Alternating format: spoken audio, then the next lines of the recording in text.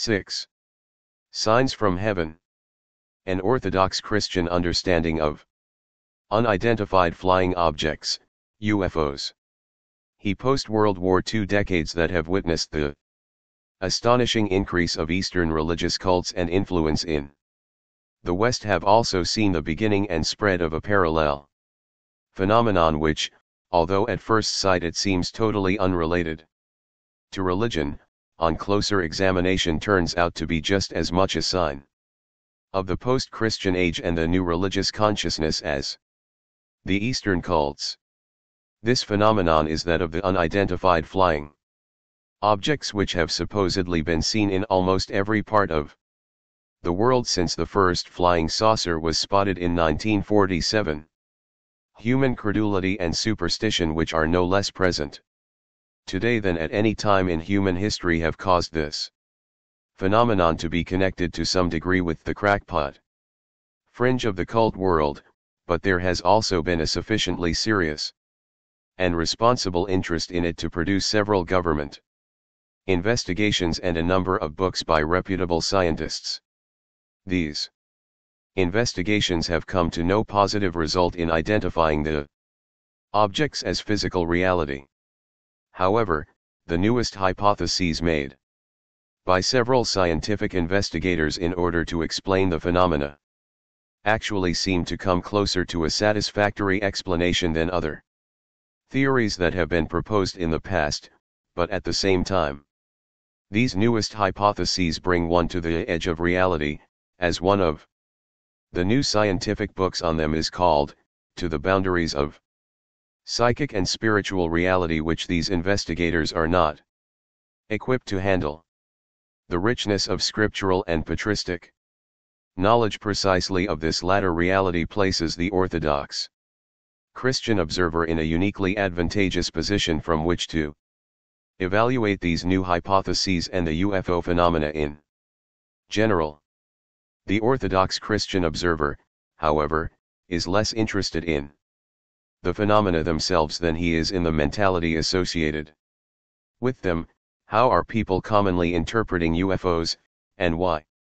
Among the first to approach the UFO question in this manner, in a serious study, was the renowned Swiss psychologist C.G. Jung. In his book of 1959, Flying Saucers, A Modern Myth of Things Seen in the Skies, he approached the phenomena as primarily something psychological and religious in meaning, and although he himself did not attempt to identify them as objective reality, he nonetheless did grasp the realm of human knowledge to which they actually belong. Today's investigators, while starting from the objective and not the psychological side of the question, have also found it necessary to put forth psychic hypotheses to explain the phenomena. In approaching the religious and psychological side of UFO phenomena, it is important for us, first of all, to understand the background in terms of which flying saucers have generally been interpreted, by those who believe in their existence, from the time of their first appearance in the 1940s. What were men prepared to see in the sky? The answer to this question may be found in a brief look at the literature of popular science fiction. 1. The spirit of science fiction. Historians of science fiction usually trace the origins of this literary form back to the early 19th century. Some prefer to see its beginning in the short stories of Edgar Allan Poe, which combined a persuasive realism in style with a subject matter always tinged with the mysterious and occult. Others see the first science fiction writer in Poe's English contemporary, Mary Wollstonecraft Shelley, wife of the famous poet. Her Frankenstein, or the modern Prometheus, combines fantastical science with occultism in a way characteristic of many science fiction stories since then. The typical science fiction story, however, was to come with the late 19th and early 20th centuries, from Jules Verne and H.G. Wells to our own days. From a largely second-rate form of literature in the American periodical pulps of the 1930s and 1940s, science fiction has come of age and become a respectable international literary form in recent decades. In addition, a number of extremely popular motion pictures have shown how much the spirit of science fiction has captivated the popular imagination. The cheaper and more sensational science fiction movies of the 1950s have given way in the last decade or so to fashionable idea movies like 2001, A Space Odyssey, Star Wars, and Close Encounters of the Third Kind. Not to mention one of the most popular and long-lived American television series, Star Trek. The spirit of science fiction is derived from an underlying philosophy or ideology, more often implied than expressed in so many words, which is shared by virtually all those who create in science fiction forms. This philosophy may be summed up in the following main points. 1. Religion, in the traditional sense, is absent, or else present in a very incidental or artificial way. The literary form itself is obviously a product of the post-Christian age, evident already in the stories of Poe and Shelley. The science fiction universe is a totally secular one, although often with mystical overtones of an occult or Eastern kind. God, if mentioned at all, is a vague and impersonal power, not a personal being, for example, the Force of Star Wars, a cosmic energy that has its evil as well as good side. The increasing fascination of contemporary man with science fiction themes is a direct reflection of the loss of traditional religious values. To the center of the science fiction universe, in place of the absent God, is man, not usually man as he is now, but man as he will become in the future, in accordance with the modern mythology of evolution. Although the heroes of science fiction stories are usually recognizable humans, the story interest often centers about their encounters with various kinds of supermen from highly evolved races of the future, or sometimes, the past, or from distant galaxies. The idea of the possibility of highly evolved intelligent life on other planets has become so much a part of the contemporary mentality that even respectable scientific and semi-scientific speculations assume it as a matter of course.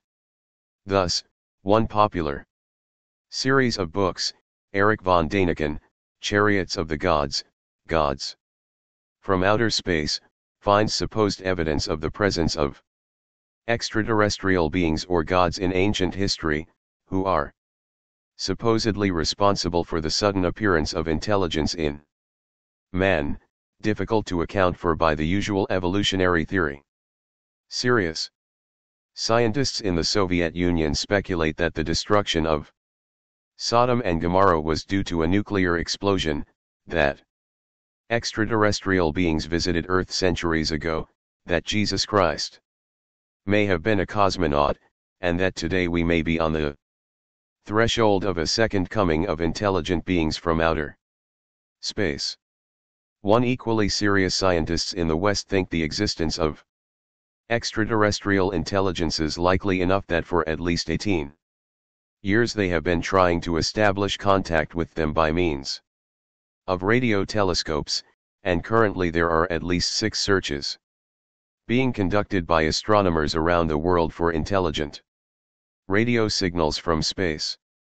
Contemporary Protestant and Roman Catholic theologians who have become accustomed to follow wherever science seems to be leading speculate in turn in the new realm of exotheology, the theology of outer space. Concerning what nature the extraterrestrial races might have to it, can hardly be denied that the myth behind science fiction has a powerful fascination even among many learned men of our day. The future evolved beings in science fiction literature are invariably seen as having outgrown the limitations of present-day humanity, in particular the limitations of personality. Like the god of science fiction, man also has become strangely impersonal. In Arthur C. Clarke's Childhood's End, the new race of humans has the appearance of children but faces devoid of personality. They are about to be guided into yet higher evolutionary transformations, on the way to becoming absorbed in the impersonal overmind. In general, the literature of science fiction, in direct contrast to Christianity, but exactly in accordance with some schools of Eastern thought, sees evolutionary advancement and spirituality in terms of increased impersonality. 3. The future world and humanity are seen by science fiction ostensibly in terms of projections from present-day scientific discoveries. In actuality, however, these projections correspond quite remarkably to the everyday reality of occult and overtly demonic experience throughout the ages. Among the characteristics of the highly evolved creatures of the future are communication by mental telepathy, ability to fly, materialize and dematerialize, transform the appearances of things or create illusionary scenes, and creatures by pure thought, travel at speeds far beyond any modern technology, to take possession of the bodies of earthmen, and the expounding of a spiritual philosophy which is beyond all religions, and holds promise of a state where advanced intelligences will no longer be dependent on matter. All these are the standard practices and claims of sorcerers and demons. A recent history of science fiction notes that a persistent aspect of the vision of science fiction is the desire to transcend normal experience, through the presentation of characters and events that transgress the conditions of space and time as we know them.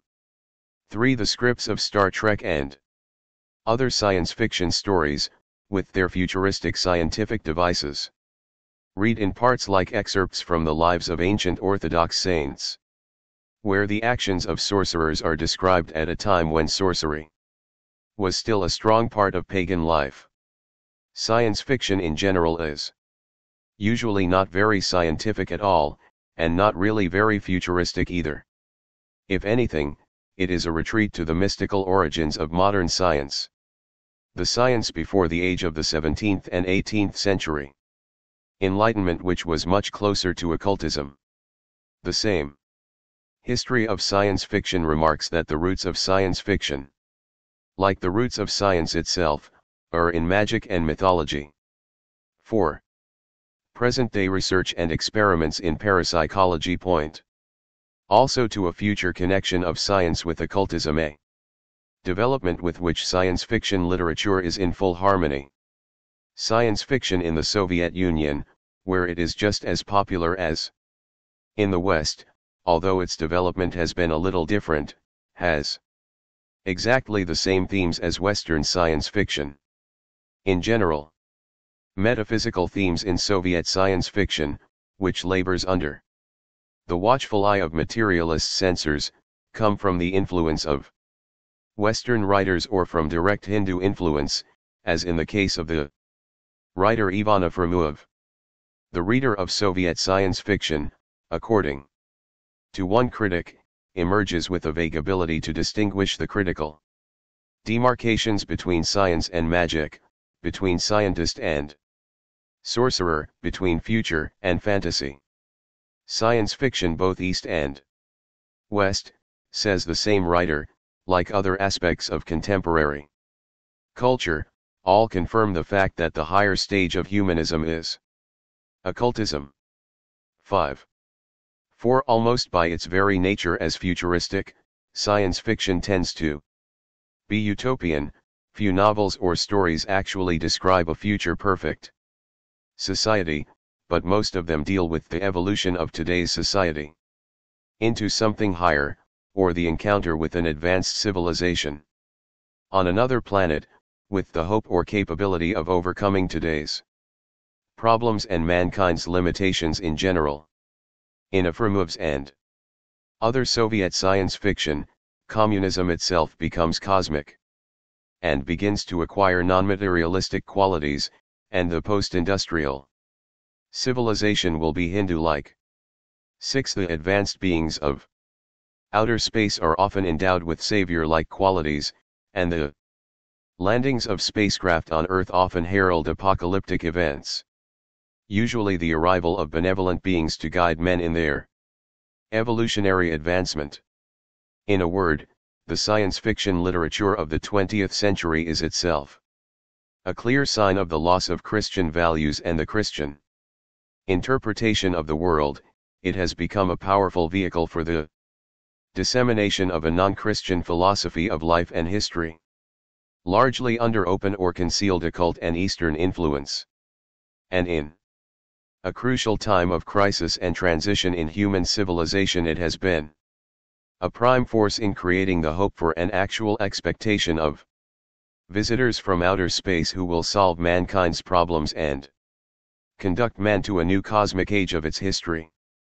While appearing to be scientific and non-religious, science fiction literature is in actuality a leading propagator, in a secular form, of the new religious consciousness which is sweeping mankind as Christianity retreats. All of this is a necessary background for discussing the actual manifestations of unidentified flying objects, which strangely correspond to the pseudo-religious expectations which have been aroused in post-Christian man. 2. UFO sightings and the scientific investigation of them. Although fiction, one might say, has in a way prepared men for the appearance of UFOs, our understanding of their objective reality obviously cannot be derived from literature or human expectations and fantasies. Before we can understand what they might be, we must know something of the nature and reliability of the observations which have been made of them. Is there really something out there in the sky, or is the phenomenon entirely a matter of misperception on the one hand, and psychological and pseudo-religious wish fulfillment on the other?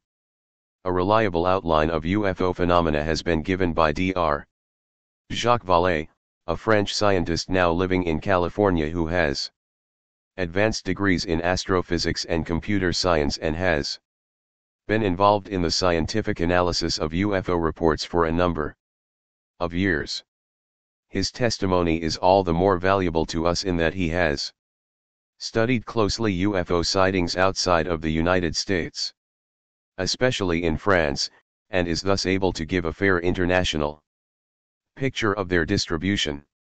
Dr. Vallée finds 7 that although strange flying objects have been observed at various times in past centuries, their modern history as a mass phenomenon begins in the years during and just after World War II. American interest began with the sightings in 1947, but there were a number of sightings before that in Europe. In World War II, many pilots reported strange lights which seemed to be under intelligent control. And in 1946, particularly in July, there were a whole series of sightings in Sweden and other northern European countries. 9 sightings in this Scandinavian wave were interpreted first as meteors, then as rockets, or ghost rockets, or bombs, and finally as some new type of aircraft capable of extraordinary movements in the sky but leaving no trace on the ground even when they seemed to land. The European press was full of reports of this wave of sightings, and everyone in Sweden was talking of them. Some thousands of sightings were reported, but not once was the hypothesis of extraterrestrial or interplanetary origin suggested. Dr. Vallée concludes that the wave was caused by actually existing but unidentified objects and not by any previously existing UFO rumor or expectation of visitors from outer space. 10 In this and succeeding saucer waves he finds a total absence of any correlation between widespread interest in science fiction and peaks of UFO activity. Earlier, also, there had been no saucer wave at the time of the American panic over Orson Welles' 1938 radio adaptation of H. G. Wells' War of the Worlds. He concludes that the birth Growth and expansion of a UFO wave is an objective phenomenon, independent of the conscious or unconscious influence of the witnesses, and their reactions to it. 11. The first publicized sighting in the United States occurred in June 1947, when Kenneth Arnold, a salesman flying his own plane, saw 9 disc-like objects, looking something like saucers, flying near Mt. Rainier in Washington state. The newspapers picked up the story, and the flying saucer era began. Interestingly, however, this was not actually the first American sighting at all.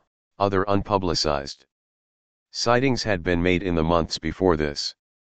There was also a UFO wave, with 50 reports, in Hungary early in June. Therefore, the 1947 sightings cannot all be set down to hysteria over the Arnold incident. There were a number of other sightings in the American wave of 1947, chiefly in June, July, and August. Although some newspapers speculated on interplanetary visitors, these sightings were taken seriously by scientists, who assumed they were the result of advanced human technology, most likely American, or perhaps Russian, pages 54 to 57. A second wave occurred in July 1948, with sightings in America and France. In the United States there was a spectacular night sighting made by the pilots of an Eastern Airlines DC-3 plane of a torpedo-shaped craft with 2 rows of portholes, surrounded by a blue glow and with a tail of orange flames, which maneuvered to avoid collision and disappeared.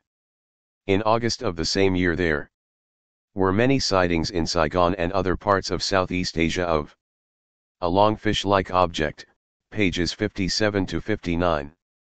The year 1949 saw reports of strange disks and spheres in Sweden and more UFOs in America, including 2 observations by trained astronomical observers, pages 60 to 62.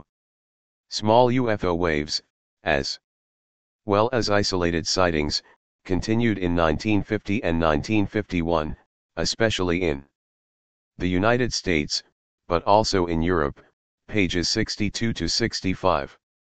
In 1952 the first real international UFO wave occurred, with many sightings in the United States, France, and North Africa.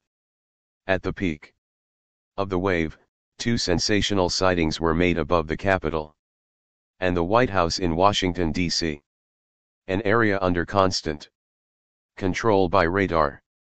In September there was a wave encompassing Denmark, Sweden, and northern Germany and Poland. At the same time in France the first UFO landing was reported, together with a description of little men, pages 65 to 69. In 1953 there were no waves, but there were a number of individual sightings. The most remarkable one occurred in Bismarck, North Dakota, where 4 objects hovered and maneuvered over an air filter station for 3 hours at night. An official report of this event consisted of several hundred pages, with accounts from many witnesses, mainly pilots and military personnel, pages 69 to 70. 1954 saw the largest international wave yet. France was literally inundated with sightings, with dozens of reports every day in September, October, and November. In the French wave the problems facing a serious scientific investigation of UFO phenomena are well demonstrated. The phenomenon was so intense, the impact on public opinion so deep, the newspapers' reaction so emotional that scientific reflexes were saturated long before a serious investigation could be organized. As a result, no scientist could risk his reputation by studying openly a phenomenon so emotionally distorted. French scientists remained silent until the wave passed and died, p. 71. During the French wave, the typical characteristics of later UFO Encounters were often present, UFO landings, with at least some circumstantial evidence of them, beams of light issuing from the UFO to the witness, stoppage of motors in the vicinity of sightings. Strange small beings in diving suits, serious psychic and physical harm to witnesses. Since 1954 many sightings have been made every year in various countries, with major international waves in 1965, 1967, and 1972 to 1973, sightings have been especially numerous and profound in their effects in South American countries. The best-known government investigation of UFOs was that undertaken by the United States Air Force shortly after the first American sightings in 1947. This investigation, known from 1951 on as Project Blue Book, lasted until 1969, when it was abandoned on the recommendation of the Condon Report of 1968, the work of a scientific committee led by a noted physicist of the University of Colorado. Close observers both of Blue Book and the Condon Committee, however, have noted that neither of them took UFO phenomena seriously and that their main occupation was more the public relations task of explaining away mystifying aerial phenomena in order to calm public fears about them. Some flying saucer groups claimed that the United States government was using these investigations as a cover-up of its own knowledge of the real nature of UFOs, but all evidence points to the fact that the investigations themselves were simply careless because the phenomena were not taken seriously, especially after some of the stranger UFO stories had begun to make the subject distasteful to scientists. The first director of Blue Book, Captain Edward Ruppelt, admitted that had the Air Force tried to throw up a screen of confusion, they couldn't have done a better job. The problem was tackled with organized confusion. Everything was being evaluated on the premise that UFOs couldn't exist. 12. The Condon Report contains some classic explanations of UFOs. 1, for example, states that this unusual sighting should therefore be assigned to the category of some almost certainly natural phenomenon which is so rare that it apparently has never been reported before or since. The chief scientific consultant of Blue Book for most of its 22 years, Northwestern University astronomer J. Allen Hynek, openly calls the whole thing a pseudo-scientific Project 13. In its 22 years of investigations, such as they were, Project Blue Book collected over 12,000 cases of puzzling aerial phenomena, 25% of which remained unidentified even after its often strained explanations. Many thousands of other cases have been and are being collected and investigated by private organizations in the United States and in other countries, although almost all government organizations refrain from comment on them. In the Soviet Union the subject was first given public mention, which means government approval, in 1967, when Dr. Felix Uzigel of the Moscow Institute of Aviation, in an article in the Soviet magazine Smena, stated that Soviet radar has picked up unidentified flying objects for 20 years. 14. At the same time there was a Soviet scientific conference on space civilizations, led by the Armenian astronomer Viktor Ambartsumayam, which urged a preliminary study of the scientific and technical problems of communicating with such civilizations, whose existence is taken for granted. 15. The next year, however, the subject of UFOs became once more forbidden in the Soviet Union, and since then Soviet scientists have told of their researches and hypotheses only unofficially to Western scientists. In the United States, the subject of UFOs remains somewhat off limits for military and scientific men, but in recent years an increasing number, especially among younger scientists, have begun to take the subject seriously and come together to discuss it and suggest means of researching it. Drs. Hinek and Vallée speak of an invisible college of scientists who are now actively interested in UFO phenomena, although most of them do not wish their names publicly associated with the subject.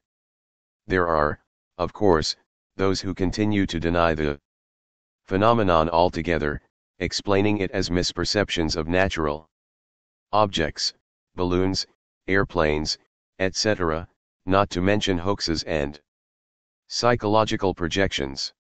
One of these, Philip Klass, takes delight in debunking UFOs, investigating some of the sightings and finding them to be either natural phenomena or frauds. His study has convinced him that the idea of wondrous spaceships from a distant civilization really is a fairy story that is tailored to the adult mentality. 16 such hard-headed investigators, however, usually restrict themselves to cases where actual physical proof of a UFO has been left, the so-called close encounters of the second kind. As we shall see below, and even staunch defenders of their reality are forced to admit that there is very little of this even in the most convincing UFO sightings. The one thing that has persuaded a number of scientists in recent years to take the phenomena seriously is not the physical proof of them, but the fact that many serious and reliable people have seen something which cannot be explained and which often has a powerful effect upon them. Dr. Hinek writes of his investigation, invariably I have had the feeling that I was talking to someone who was describing a very real event. To him or her it represented an outstanding experience, vivid and not at all dreamlike, an event for which the observer was usually totally unprepared, something soon recognized as being beyond comprehension, the UFO experience, p. 14.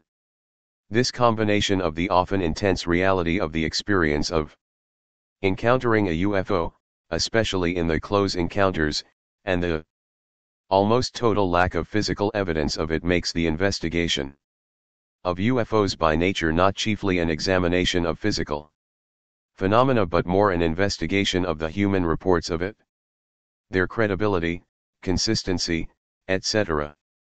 Already this places the investigation somewhat in the realm of psychology, and is enough to tell us that the approach solely in search of physical proof is an inadequate one.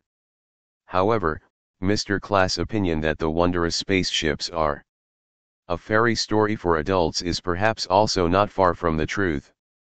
One thing is the observations made of UFOs, and quite another is the interpretation which people give their, or others, observations. The former could be real, and the latter a fairy story or a myth of our times. Dr. Hinek has done much to remove some of the common misconceptions about UFO sightings. Thus, he makes it clear that most UFO sightings are not reported by cultists, unstable or uneducated people. The few reports made by such people are usually easily identified as unreliable and not further investigated. But the most coherent and articulate reports come from normal, responsible people, often with scientific training, who are genuinely surprised or shocked by their experience and simply don't know how to explain it. The UFO experience, pages 10 to 11, the stronger the experience and the closer the UFO is seen, the less willing the witnesses are to report it at all. UFO records are a collection of incredible tales told by credible persons, as one Air Force general has remarked. There can be no reasonable doubt that there is something behind the many thousands of serious UFO reports. 3. The 6 kinds of UFO encounters. Dr. Hinek, who has studied the question more thoroughly than any other distinguished scientist, has conveniently divided UFO phenomena into 6 general categories. Point 17. The first, nocturnal lights, is the one most commonly reported and the least strange of all. Most of such reports are easily explained as heavenly bodies, meteors, etc., and are not considered UFOs. Truly puzzling. Nocturnal lights, those that remain unidentified, which seem to display intelligent action but are not explainable as ordinary aircraft, are often seen by multiple witnesses, including police officers, airplane pilots, and airport tower operators. The second category of UFOs is daylight discs, whose behavior is close to that of nocturnal lights. These are the original flying saucers, and in fact almost all of the unidentified sightings in this category are of discs which vary in shape from circular to cigar-shaped. They are often metallic in appearance, and are reported as capable of extremely rapid starts and stops and high speed, as well as maneuvers, such as sudden reversals of direction and motionless hovering, that are beyond the capacity of any present aircraft.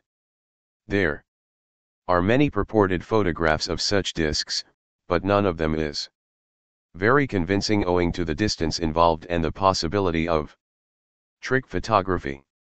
Like nocturnal lights, UFOs in this category are almost always reported as being totally noiseless, and sometimes two or more of them are seen. The third category is that of radar visual reports, that is, radar sightings that are confirmed by independent visual observation. Radar by itself being subject to various kinds of misperceptions. Most of these cases occur at night, and the best cases involved simultaneous sightings by airplanes, sometimes purposely dispatched to follow the UFO, at fairly close range. In these cases, the UFO always outmaneuvers the airplane, sometimes following it, and finally disappears in a burst of speed, up to 4,000 miles and more per hour. Sometimes, as in categories 1 and 2 also, the object seems to divide and become two or more distinct objects, and sometimes clear visual sightings of such objects by pilots in the air are not picked up by radar at all. Sightings in this category, just as in the first two, last from between a few minutes to several hours. A number of cases in the first three categories are well documented, with numerous reliable, experienced, and independent witnesses. Still, any one case, as Dr. Hinek notes, might be caused by some extremely unusual set of circumstances and not by some new and totally unknown phenomenon. But when many well-documented cases, all similar to each other, accumulate, the chances that they are all unusual misperceptions of familiar objects becomes very small. The UFO experience, p. 92. This is why serious UFO investigators are now concentrating on the collection of a number of well-documented cases, and the comparison of numbers of reliable testimonies already begins to show definite patterns of UFO activity. The emotional response of those who have witnessed UFOs of the first three categories is one of simple perplexity and puzzlement. They have seen something whose behavior seems totally unexplainable, and they are left with a tantalizing desire to see it just a little closer. Only in a few cases, generally involving pilots who have tried to pursue the unidentified objects, has something like real fear been experienced at the encounters with something that seems intelligently directed and possessing a technology in advance of anything known today. In cases involving close encounters, on the other hand, the human response becomes much deeper and the psychic side of the phenomena more pronounced. Close encounters of the first kind, CE 1, are sightings of a luminous object at close range, about 500 feet or less, the light being sometimes very bright and casting luminescence on the ground below. When the shape of the object is described, it is generally stated to be oval, sometimes with a dome on top, and the lights are often described as rotating, usually in a counterclockwise direction. The objects often hover close to the ground, without sound. Or, occasionally, with a humming sound, sometimes moving close to the ground over considerable distances, and eventually taking off extremely rapidly, soundlessly, and usually straight up. There are numerous multiple witness accounts of such close encounters. These accounts are invariably quite similar to each other, as though it is indeed one and the same object, or similar objects, that is being observed in all well-documented cases.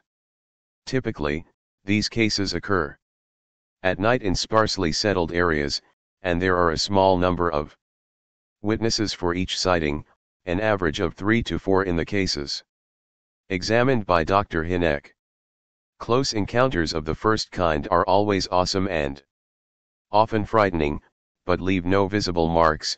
Witnesses are usually so overwhelmed by the experience that they neglect to take photographs of the object even when a camera is nearby. Typical of the effect on witnesses is this comment in a 1955 UFO report: "I can assure you, once anyone has seen an object such as this so closely, and for a period of even 1 minute, it would be etched in their memory for all time." The Hinek UFO report, p. 145. The experience is so unusual that witnesses are often not believed when they report it, a fact that causes many to report it only confidentially, after many years, or not at all. The experience is intensely real to those who experience it, but largely unbelievable to others. A typical close encounter of the first kind involved two Portage County, Ohio, deputy sheriffs in 1966. About 5 a.m. on the morning of April 16, after stopping to investigate a parked car on a country road, they saw an object as big as a house ascending to treetop level, about 100 feet. As it approached the deputies, it became increasingly bright, illuminating the area all around, then stopped and hovered over them with a humming sound. When it moved away, they pursued it for some 70 miles into Pennsylvania, at speeds of up to 105 miles per hour. Two other police officers saw the object clearly at a higher elevation before it went straight up and disappeared about dawn. Congressional pressure forced Project Blue Book to investigate this case. It was explained as an observation of Venus, and the officers who saw it were subjected to considerable ridicule in the press, leading to the breakup of one officer's family and the ruin of his health and career. The UFO Experience, pages 114 to 24. Personal tragedies of this kind among people who have close encounters with UFOs are so common that they should definitely be included in the typical characteristics of this phenomenon. Close encounters of the second kind, CE, 2, are essentially similar to CE, I experiences, with the one difference that they leave some striking physical and or psychological effect of their presence. These effects include marks on the ground, the scorching or blighting of plants and trees, interference with electrical circuits, causing radio static and the stoppage of automobile engines, discomfort to animals as evidenced by strange behavior, and effects on humans which include temporary paralysis or numbness, a feeling of heat, nausea, or other discomfort, temporary weightlessness, sometimes causing levitation, sudden healing of sores and pains, and various psychological and physical aftereffects, including strange marks on the body. This kind of UFO encounter gives the greatest possibility for scientific investigation, since in addition to human testimony there is physical evidence that can be examined, but little investigation has actually been undertaken. both because most scientists are afraid to get involved in the whole question of UFOs, and because the evidence itself is usually inconclusive or partially subjective. One catalog has been compiled of over 800 cases of this type in 24 countries, the Hinek UFO Report, p. 30. No actual piece of a UFO has ever been authenticated, however, and the markings left on the ground are often as baffling as the sightings themselves. The most frequent marking left on the ground after a sighting, the UFO itself having been seen either on the ground or just above it, is a burned, dehydrated, or depressed area in the shape of a ring, usually 20 to 30 feet in diameter and 1 to 3 feet thick. These rings persist for weeks or months, and the interior of the ring, and sometimes the whole circle, is reported to be barren for a season or two after the sighting. A few chemical analyses of the soil in such rings have produced no definite conclusions as to the possible origin of this condition. Close encounters of the second kind often happen to persons during the night in isolated sections of road. In many similar cases, a glowing object lands in a field nearby or on the road in front of an automobile or truck. The engine and headlights on the automobile fail, and the occupants become terrified until the UFO leaves, often shooting suddenly straight up without a sound. The engine of the vehicle then can operate again, and often comes on by itself. The strangest of all UFO reports are those that deal with close encounters of the third kind, CE 3, that is, UFO experiences involving animated beings, occupants or humanoids. The first thought of many people when hearing of such reports is to picture little green men and dismiss the whole phenomenon as unbelievable, a hoax or hallucination. However, the success of the recent American science fiction film, named precisely for this category of UFO phenomena, Close Encounters of the Third Kind, for which Dr. Hinek served as technical consultant, together with evidence of the Gallup poll in 1974 that 54% of those who are aware of UFOs believe that they are real, and 46% of all those interviewed believe in intelligent life on other planets. 18, the percentage today would certainly be greater, point to the rapidly increasing acceptance by contemporary men of the possibility of actual encounters with non-human intelligences. Science fiction has given the images, evolution has produced the philosophy, and the technology of the space age has supplied the plausibility for such encounters. Astonishingly, these encounters seem actually to be occurring today, as attested by the evidence of many believable witnesses. Of crucial importance, therefore, is the interpretation that must be made of these occurrences. Is the reality behind them an actual contact with visitors from outer space, or is this only an explanation provided by the spirit of the times for a contact of a different kind altogether? As we shall see below, today's scientific investigators of UFOs have already asked these questions. Dr. Hinek admits his own repugnance to face the possibility of CE 3 experiences.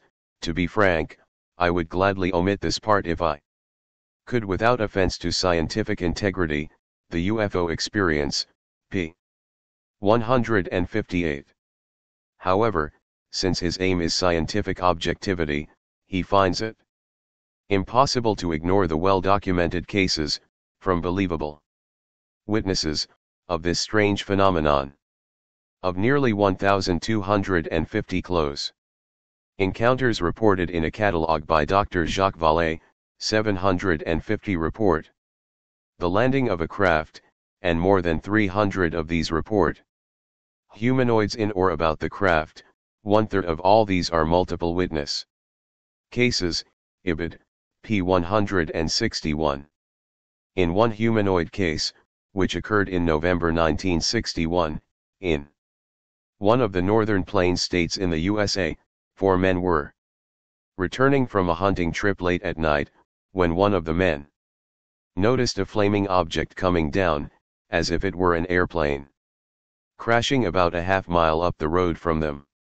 When they reached the site of the crash, all 4 men saw a silo-shaped craft in a field, sticking in the ground at an angle, with 4 seemingly human figures standing around it.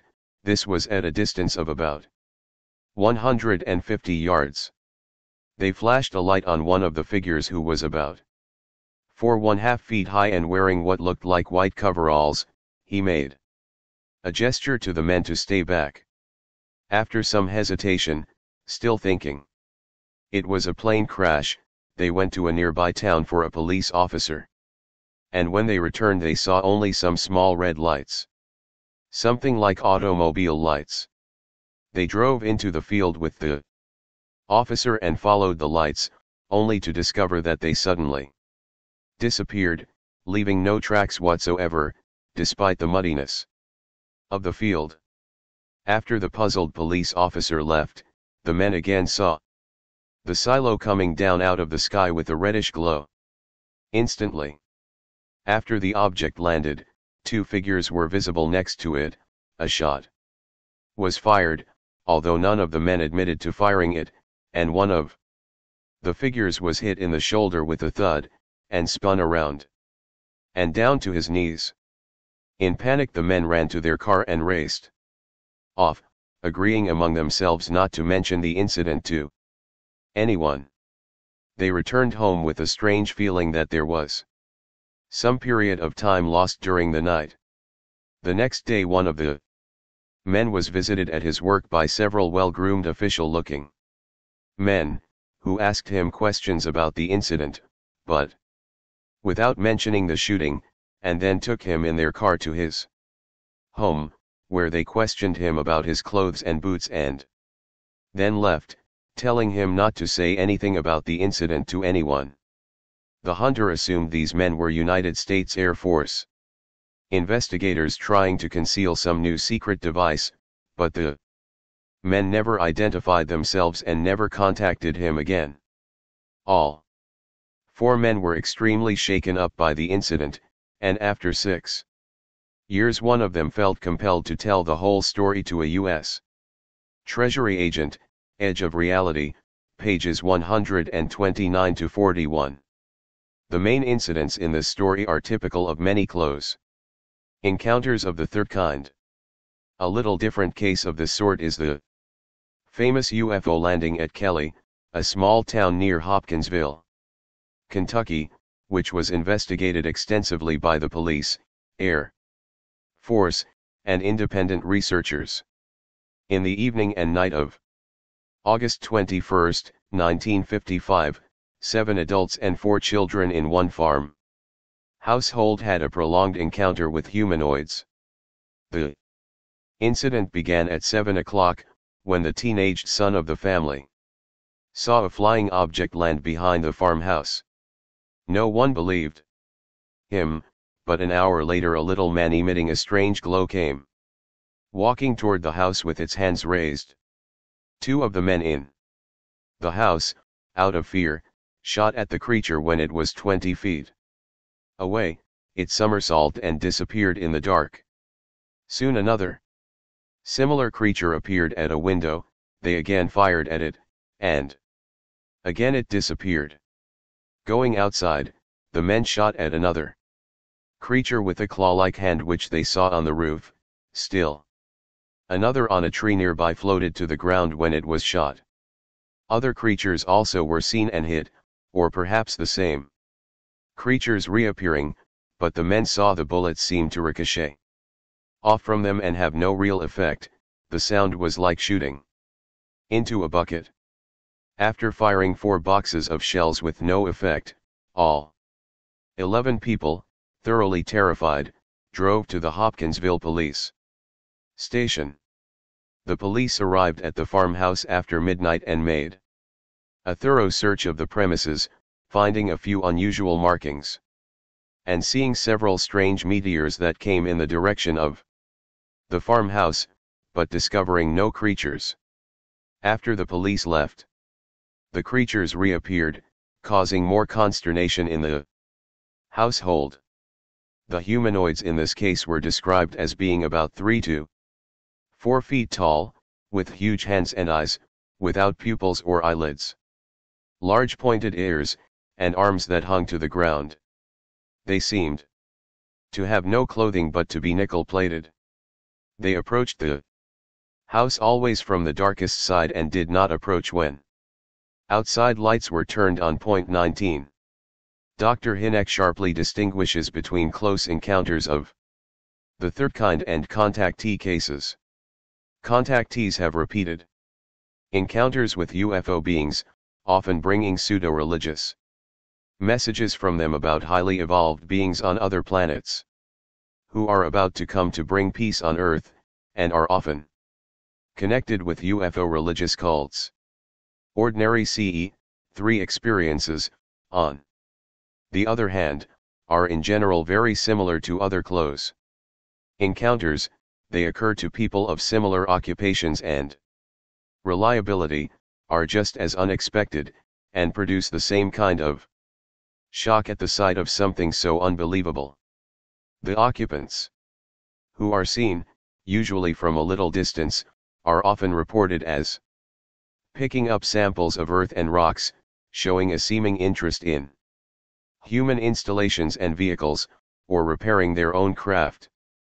The humanoids are described as having large heads with largely non-human features, no eyes or large eyes widely spaced, small or no nose, a bare slit for a mouth, spindly legs, no neck. Some are reported to be of human size, others about 3 feet high, as in the Kelly Hopkinsville incident. Recently a new catalog of over 1,000 CE3 cases has been compiled. Hinek, The UFO Experience, p. 31. There have been a number of cases, seriously reported by seemingly reliable people, of abductions by UFO occupants, usually for purposes of testing. Almost all evidence of these cases, if we exclude contactees, has been obtained by regressive hypnosis. The experience is so traumatic to the witnesses that the conscious mind does not remember it, and it is only some time later that such people agree to be hypnotized in order to explain some mysterious time loss in connection with their close encounter experience, the first part of which they do remember. One of the best known abduction cases occurred at about midnight on September 19, 1961, near Whitfield, New Hampshire. It was made the subject of a book by John Fuller, The Interrupted Journey, which was printed in a condensed form in Look magazine. On this night Barney and Betty Hill were returning from a vacation trip when they saw a descending UFO which landed right in front of their car on a side road. Some humanoids approached them, and the next thing they remembered, it was 2 hours later and they were 35 miles farther down the road. This amnesia bothered them, leading to physical and mental disorders, and they finally went to a psychiatrist. Under hypnosis they both independently related what had happened during the missing time. Both stated that they had been taken aboard the craft by the humanoids and given physical examinations, with samples taken of fingernails and skin. They were released after being given the hypnotic suggestion that they would remember nothing of the experience. Under hypnosis, they related the experience with great emotional disturbance. The UFO Experience, pages 178 to 84.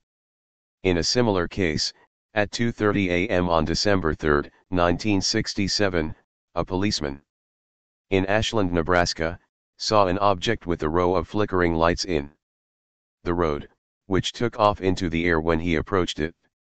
He reported a flying saucer to his superiors and went home with a strong headache, a buzzing noise in his ears, and a red welt below the left ear.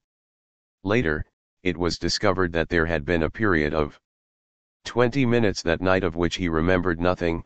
Under hypnosis he revealed that he had followed the UFO, which again landed.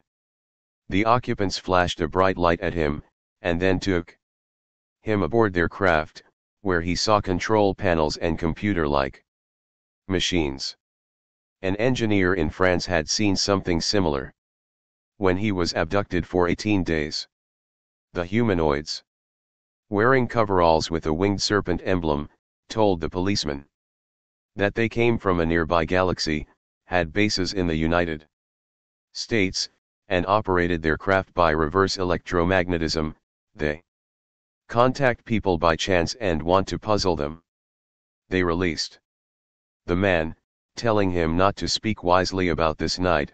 The Invisible College, pages 57 to 59.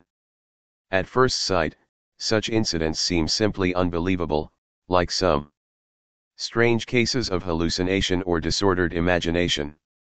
But there have been too many of them now to dismiss them quite so easily. As reports of encounters with actual physical aircraft, to be sure, they are not very convincing. Further, psychiatrists themselves caution that the results of regressive hypnosis are very uncertain. The person being hypnotized is often not capable of distinguishing between actual experiences and suggestions planted in his mind, whether by the hypnotist or by someone else at the time of the supposed close encounter. But even if these experiences are not fully real, as objective phenomena in space and time, the very fact that so many of them have been implanted in human minds in recent years is already significant enough. Without doubt there is something behind the abduction experiences also, and recently, UFO investigators have begun to look in a different direction for an explanation of them. Such experiences, and especially the close encounters of the 1970s, are noticeably bound up with paranormal or occult phenomena. People sometimes have strange dreams just before seeing UFOs, or hear knocks on the door when no one is there, or have strange visitors afterwards. Some witnesses receive telepathic messages from UFO occupants. UFOs now sometimes simply materialize and dematerialize instead of coming and going at great speeds. Sometimes miraculous healings occur in their presence or when one is exposed to their light. 20 But close encounters with UFOs have also resulted in leukemia and radiation sickness. Often there are tragic psychological effects, personality deterioration, insanity, suicide. 21 The increase of the psychic component in UFO sightings has led researchers to seek similarities between UFO experiences and occult phenomena, and to seek the key to understanding UFOs in the psychic effects they produce. The Invisible College, p. 29. Many researchers note the similarity between UFO phenomena and 19th century Spiritism, which also combines psychic phenomena with strange physical effects, but with a more primitive technology. In general, the 1970s have seen a narrowing of the gap between the normal UFO phenomena of the past and the UFO cults, in accordance with the increased receptivity of mankind in this decade to occult practices. For explanation of the UFO phenomena, Dr. Jacques Vallée's newest book on UFOs, The Invisible College, reveals what reputable scientific researchers are now thinking about them. He believes that we are now very close to understanding what they are.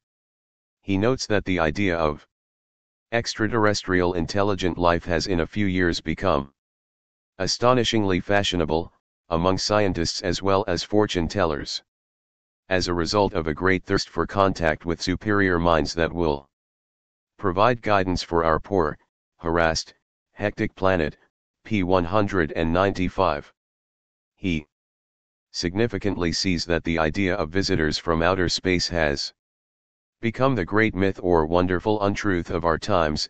It has become very important for large numbers of people to expect visitors from outer space, p. 207, emphasis in the original.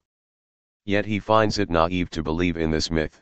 This explanation is too simple-minded to account for the diversity of the reported behavior of the occupants and their perceived interaction with human beings, p. 27.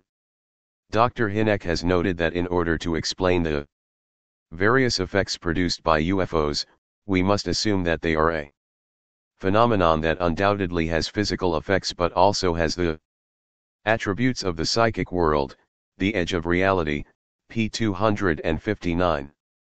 Dr. Vallée believes that they are constructed both as physical craft, a fact which has long appeared to me undeniable, and as psychic devices, whose exact properties remain to be defined, the invisible college, p. 202, emphasis in the original.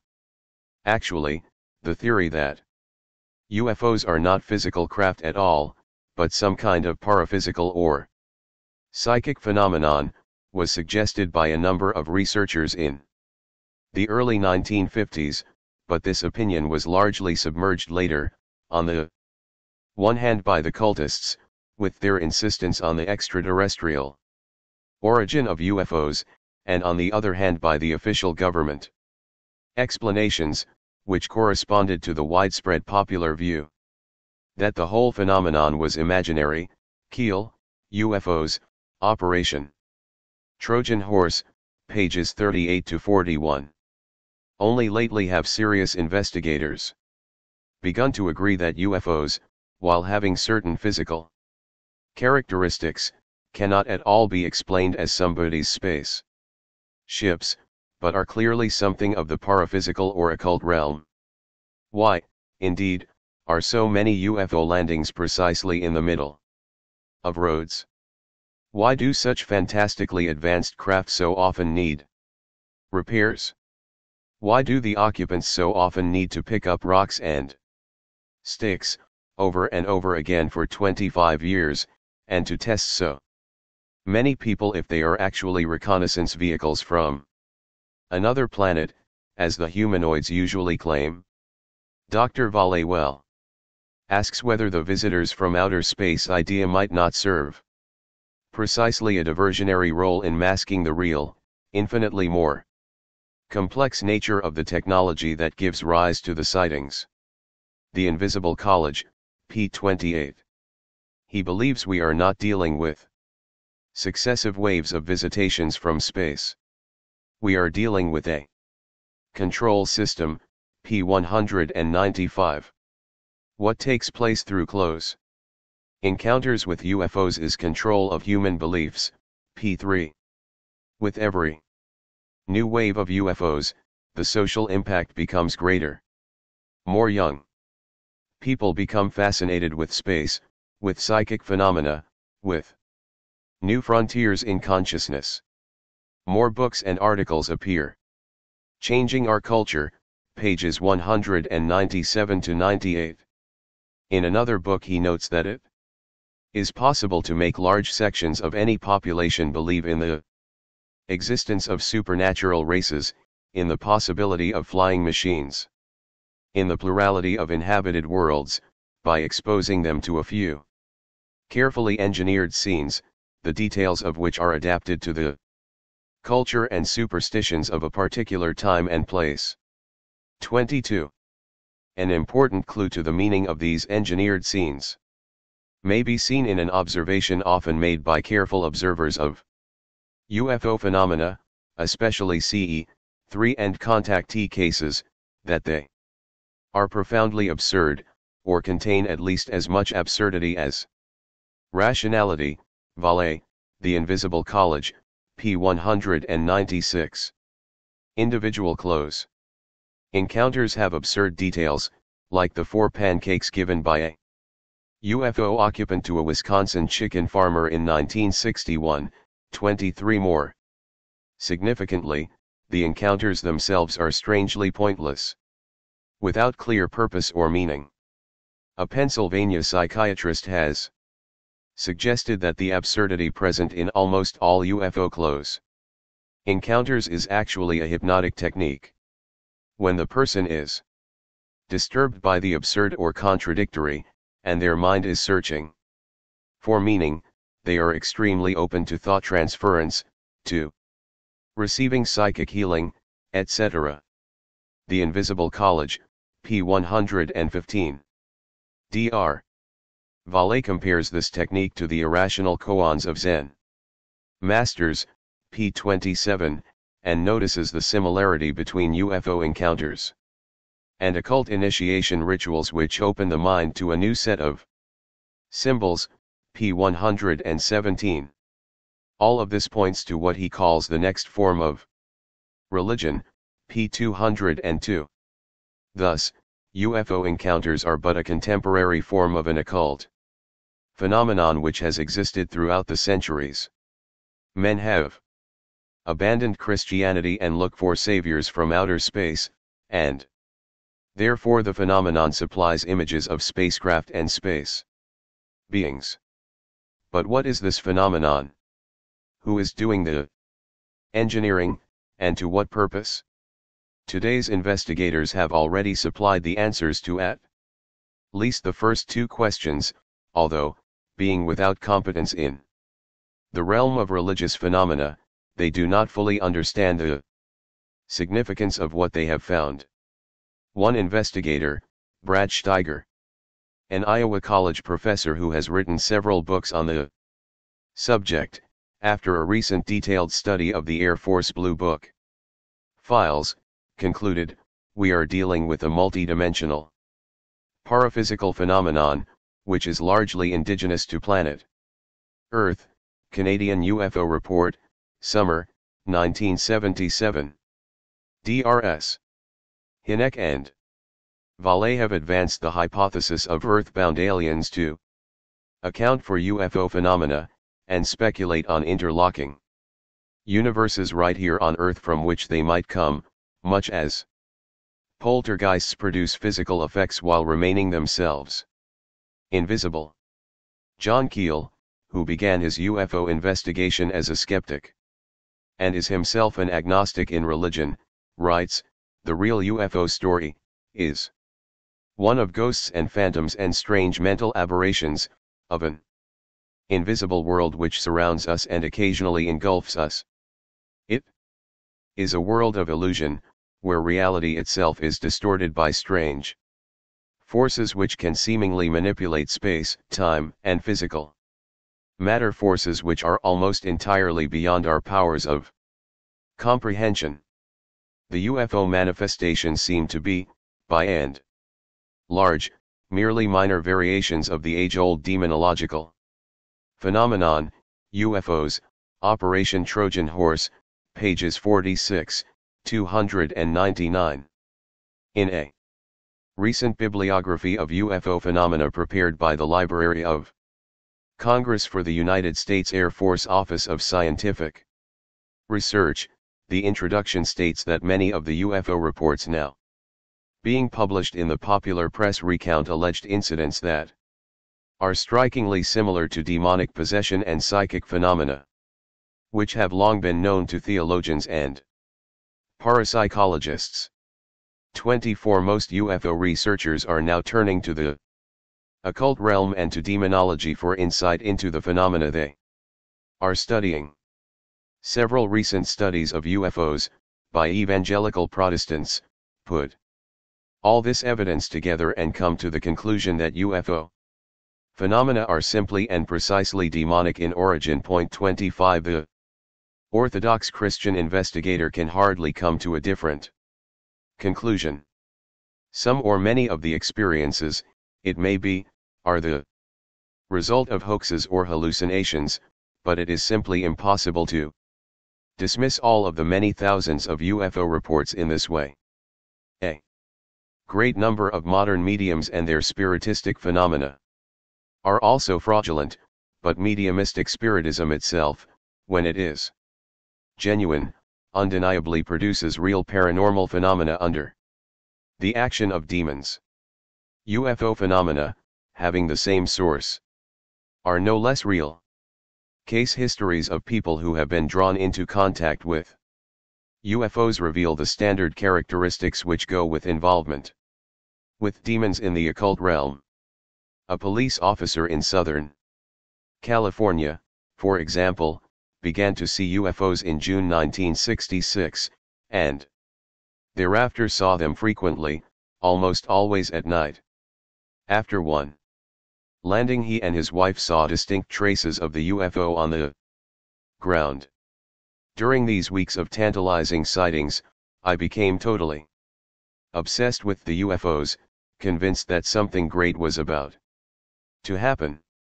I abandoned my daily Bible reading and turned my back on God as I began reading every UFO book I could lay my hands on.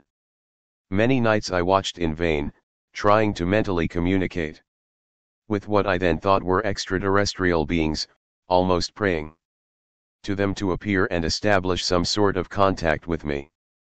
Finally, he had a close encounter with a craft some 80 feet in diameter, with rotating white, red, and green lights. It sped off and left him still expecting something great to happen, but nothing ever did happen. The UFOs ceased appearing, and in his frustration, he turned to alcohol, depression, thoughts of suicide, until his conversion to Christ ended this period of his life. People who have actually contacted the UFO beings have much worse experiences. The beings sometimes literally possess them and try to kill them. When they resist, UFOs, a better explanation, pages 298 to 305. Such cases effectively remind us that, quite apart from the meaning of UFO phenomena as a whole, each UFO close encounter has the specific purpose of deceiving the individual who is contacted and leading him, if not to further contacts and spreading of the UFO message, then at least to personal spiritual confusion and disorientation. The most puzzling aspect of UFO phenomena to most researchers, namely, the strange mingling of physical and psychic characteristics in them, is no puzzle at all to readers of orthodox spiritual books, especially the lives of saints. Demons also have physical bodies, although the matter in them is of such subtlety that it cannot be perceived by men unless their spiritual doors of perception are opened, whether with God's will, as in the case of holy men, or against it, as in the case of sorcerers and mediums. Point 26. Orthodox literature has many examples of demonic manifestations which fit precisely the UFO pattern: apparitions of solid beings and objects, whether demons themselves or their illusionary creations, which suddenly materialize and dematerialize, always with the aim of awing and confusing people, and ultimately leading them to perdition. The lives of the 4th century Saint Anthony the Great 27 and the 3rd century Saint Cyprian the former sorcerer 28 are filled with such incidents. The life of Saint Martin of Tours, 397, by his disciple, Sulpicius Severus, has an interesting example of demonic power in connection with a strange physical manifestation which closely parallels today's UFO close encounters. A certain youth named Anatolius became a monk near St. Martin's monastery, but out of false humility, he became the victim of demonic deception. He fancied that he conversed with angels, and in order to persuade others of his sanctity, these angels agreed to give him a shining robe from out of heaven as a sign of the power of God that dwelt in the youth. One night about midnight there was a tremendous thudding of dancing feet and a murmuring as of many voices in the hermitage. And Anatolius' cell became ablaze with light. Then came silence, and the deceived one emerged from his cell with the heavenly garment. A light was brought and all carefully inspected the garment. It was exceedingly soft, with a surpassing luster, and of a brilliant scarlet. But it was impossible to tell the nature of the material. At the same time, under the most exact scrutiny of eyes and fingers, it seemed to be a garment and nothing else. The following morning, Anatolius' spiritual father took him by the hand in order to lead him to Saint Martin, to discover whether this was actually a trick of the devil. In fear, the deceived one refused to go, and when he was being forced to go against his will, between the hands of those who were dragging him, the garment disappeared. The author of the account, who either witnessed the incident himself or had it from eyewitnesses, concludes that the devil was unable to keep up his illusions or conceal their nature when they were to be submitted to Martin's eyes. It was so fully within his power to see the devil that he recognized him under any form, whether he kept to his own character or changed himself into any of the various shapes of spiritual wickedness, including the forms of pagan gods and the appearance of Christ himself, with royal robes and crown and enveloped in a bright red light. 29. It is clear that the manifestations of today's flying saucers are quite within the technology of demons. Indeed, nothing else can explain them as well. The multifarious demonic deceptions of Orthodox literature have been adapted to the mythology of outer space, nothing more. The Anatolius mentioned above would be known today simply as a contactee. And the purpose of the unidentified object in such accounts is clear, to awe the beholders with a sense of the mysterious, and to produce proof of the higher intelligences, angels, if the victim believes in them, or space visitors for modern men, and thereby to gain trust for the message they wish to communicate. We shall look at this message below. A demonic kidnapping quite close to UFO abductions is described in the life of Saint Nilis of Sara, the 15th century founder of Skid life in Russia. Some time after the saint's death there lived in his monastery a certain priest with his son. Once, when the boy was sent on some errand, suddenly there came to him a certain strange man who seized him and carried him, as if on the wind, into an impenetrable forest, bringing him into a large room in his dwelling, and placing him in the middle of this cabin, in front of the window. When the priest and the monks prayed for Saint Nilis' help in finding the lost boy, the saint came to the boy's aid and stood before the room where the boy was standing, and when he struck the window frame with his staff, the building was shaken and all the unclean spirits fell to the earth. The saint told the demon to return the boy to the place from which he had taken him, and then became invisible. Then, after some howling among the demons, the same strange one seized the boy and brought him to the skid like the wind, and placing him on a haystack, he became invisible. After being seen by the monks, the boy told them everything that happened to him, what he had seen and heard. And from that time this boy became very humble, as if he had been stupefied. The priest out of terror left the skid with his son. 30. In a similar demonic kidnapping in 19th century Russia, a young man, after his mother cursed him, became the slave of a demon grandfather for 12 years and was capable of appearing invisibly among men in order to help the demon sow confusion in their midst. 31. Such true stories of demonic activity were commonplace in earlier centuries. It is a sign of the spiritual crisis of today that modern men, for all their proud enlightenment and wisdom, are becoming once more aware of such experiences but no longer have the Christian framework with which to explain them. Contemporary UFO researchers, seeking for an explanation of phenomena which have become too noticeable to overlook any longer, have joined today's psychic researchers in an attempt to formulate a unified field theory that will encompass psychic as well as physical phenomena. But such researchers only continue the approach of enlightened modern men and trust their scientific observations to give answers in a spiritual realm that cannot be approached objectively at all, but only with faith. The physical world is morally neutral and may be known relatively well by an objective observer, but the invisible spiritual realm comprises beings both good and evil, and the objective observer has no means of distinguishing one from the other unless he accepts the revelation which the invisible God has made of them to man. Thus, today's UFO researchers place the divine inspiration of the Bible on the same level as the satanically inspired automatic writing of Spiritism.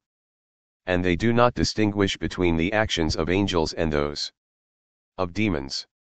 They know now, after a long period when materialistic prejudices reigned among scientists, that there is a non-physical realm that is real, and they see its effects in UFO phenomena, but as long as they approach this realm scientifically, they will be just as easily deceived by the unseen powers as the most naive contactee. When they try to determine who or what is behind the UFO phenomena, and what the purpose of the phenomena might be, they are forced to indulge in the wildest speculations. Thus Dr.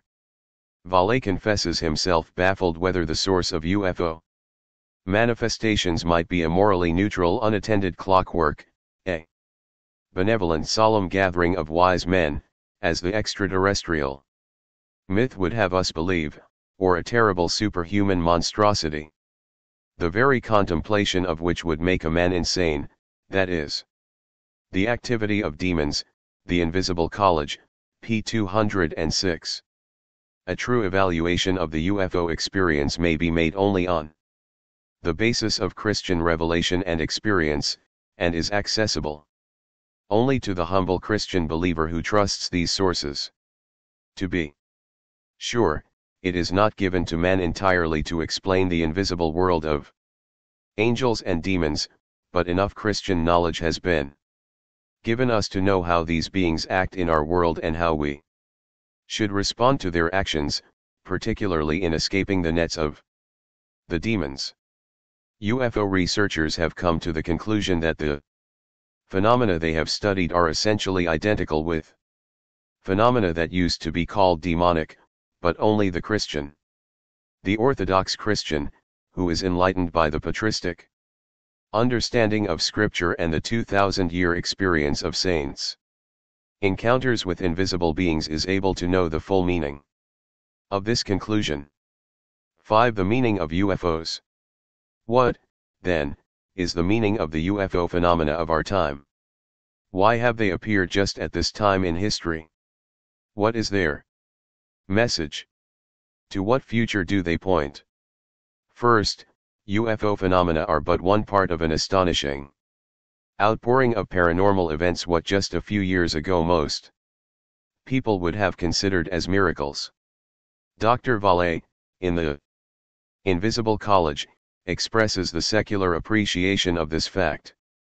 Observations of unusual events suddenly loom into our environment by the thousands, p. 87, causing a general shifting of man's belief patterns, his entire relationship to the concept of the invisible, p. 114. Something is happening to human consciousness, p. 34, the same powerful force that has influenced the human race in the past is again influencing it now, p. 14. In Christian language this means, a new demonic outpouring is being loosed upon mankind. In the Christian apocalyptic view, see the end of this book, we can see that the power which until now has restrained the final and most terrible manifestation of demonic activity on earth has been taken away. 2 Thess 2:7, Orthodox Christian government and public order, whose chief representative on earth was the Orthodox Emperor, and the Orthodox Christian worldview no longer exist as a whole, and Satan has been loosed out of his prison, where he was kept by the grace of the Church of Christ, in order to deceive the nations, APOC 20:7, 8, and prepare them to worship Antichrist at the end of the age. Perhaps never since the beginning of the Christian era have demons appeared so openly and extensively as today. The visitors from outer space theory is but one of the many pretexts they are using to gain acceptance for the idea that higher beings are now to take charge of the destiny of mankind. 32. Second, UFOs are but the newest of the mediumistic techniques by which the devil gains initiates into his occult realm. They are a terrible sign that man has become susceptible to demonic influence as never before in the Christian era. In the 19th century it was usually necessary to seek out dark seance rooms in order to enter into contact with demons, but now one need only look into the sky. Usually at night, it is true.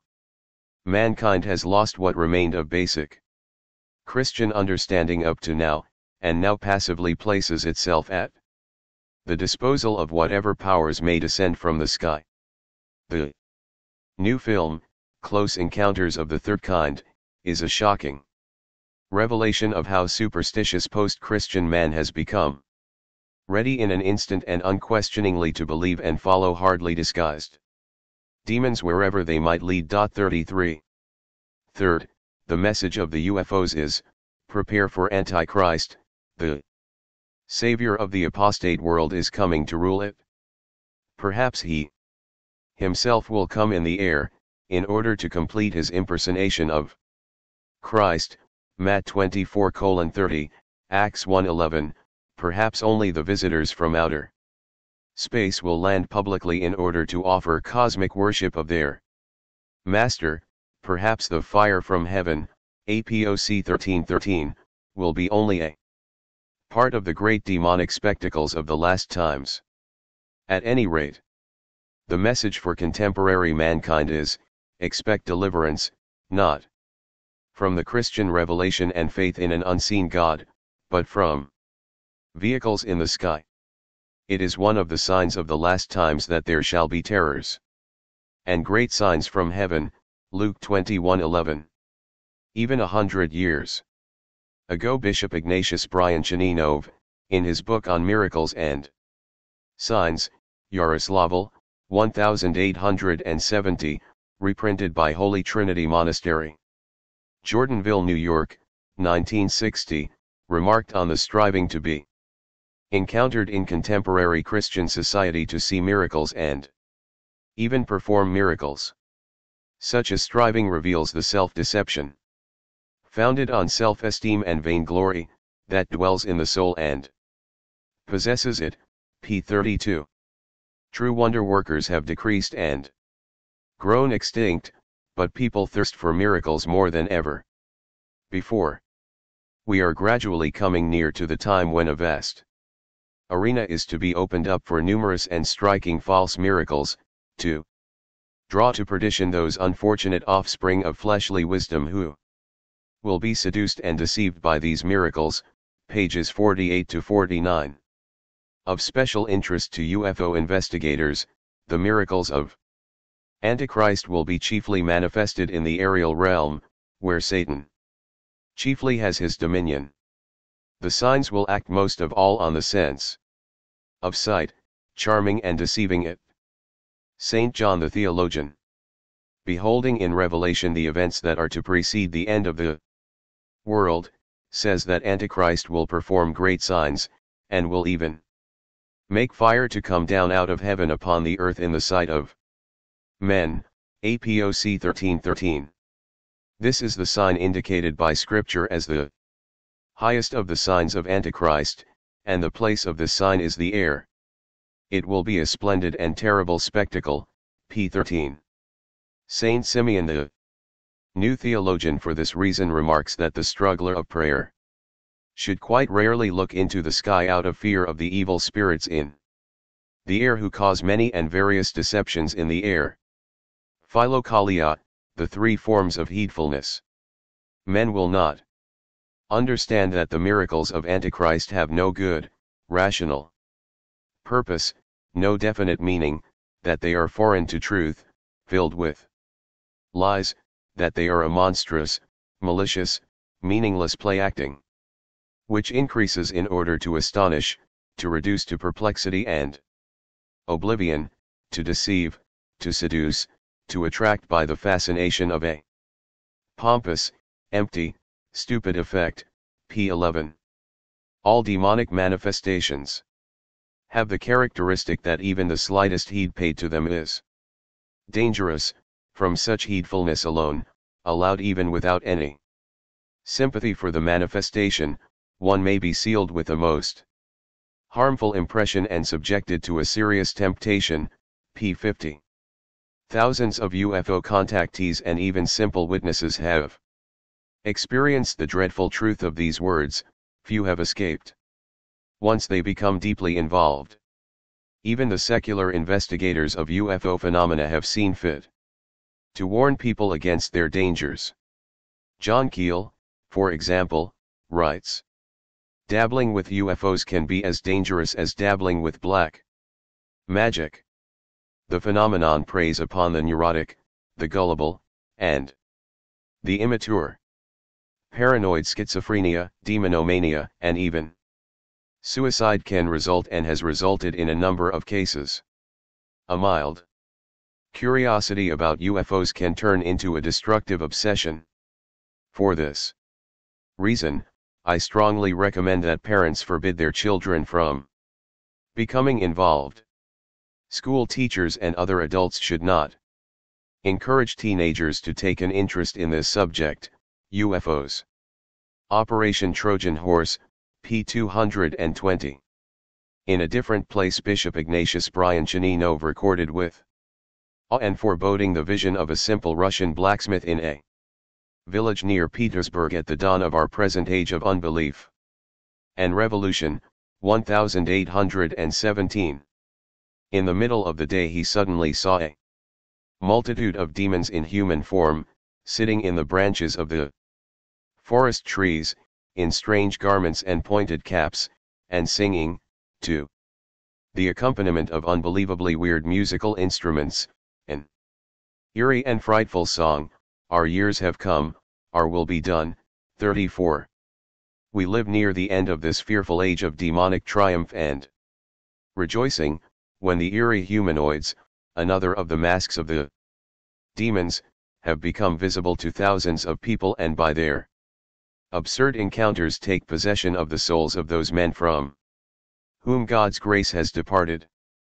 The UFO phenomenon is a sign to Orthodox Christians to walk all the more cautiously and soberly on the path to salvation, knowing that we can be tempted and seduced, not merely by false religions, but even by seemingly physical objects, which just catch the eye.